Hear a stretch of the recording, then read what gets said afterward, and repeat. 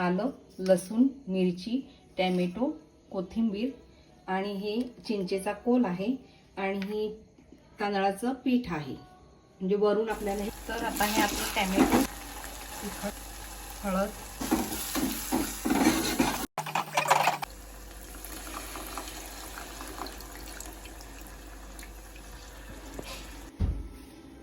तर आता कालवणाला उकळी आलेली आहे, थोडंसं घालायचं आणि लगेच चमचा फिरवायचा.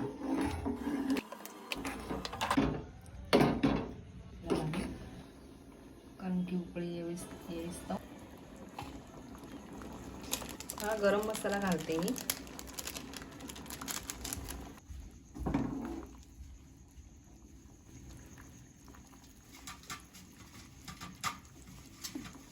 तर हे आहे आपलं ओल्या